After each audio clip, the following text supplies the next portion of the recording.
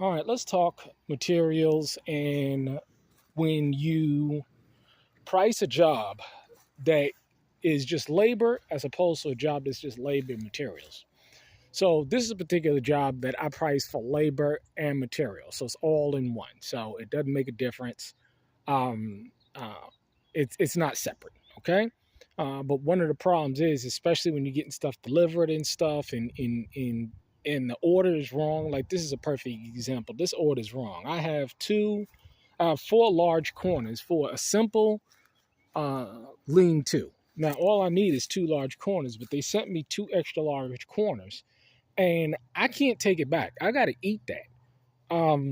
And I need two extra 2x4s. I think I only need two extra 2x4s at 8 feet to do my ends.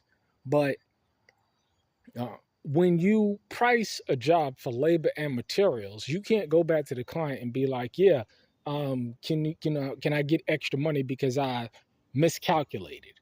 And this is a perfect example. Also, is that I didn't go around to the other side of the house, and so when I quoted it, I was like, okay, I'm gonna do the double wide. And I thought that I was just gonna be fixing this side and didn't even look at this side. So I had to eat the material. I had to eat the material. It wasn't much money extra, you know what I'm saying? I mean, a couple of $100. I mean, I'm making, a couple of thousand off of it, but still, you know what I'm saying? I mean, I gotta eat this. So I'm gonna take this material and anything left over. This is a perfect example of leftover material, right?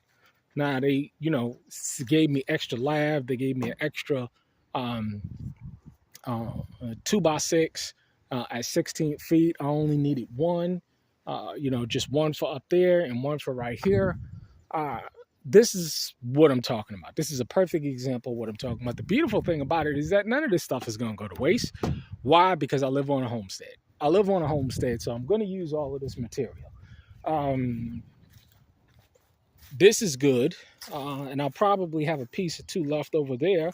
But this, I mean, I'll use it for something else. I'll find something else to use it for. It can sit on the land, but this is a perfect example of, just being real careful of making sure that when you're doing these kind of projects that you're real clear about and making sure that they're fulfilling the orders correctly. Because I'll go to the Lowe's contractor's desk and I say, well, I need this is an 8x16 lean-to. And then, typically what I'll just do is I'll just say, just give me all of the materials that's necessary. Just, price me up a quote. So if the material comes out to $700, I'll probably charge, probably 150% of material cost. So that's my profit there. You know what I'm saying? Like 150 to 200% of material cost. That's what's going into my pocket. So that's how I price basic jobs. And this is a very simple job to do. But when it comes to stuff like this, you got to eat it. But at the same time, I'm on a homestead. I'm always doing projects. I can always use it for something else. But so this is just a good example of, some of the hiccups that you run into when doing projects. It's okay. It's not going to break me a couple of $100, you know what I'm saying? But at the same time, this is just the nature of the business. But I'll get it done, come back, get the 2x4s, pressure treated, and throw the metal up, throw the corners on.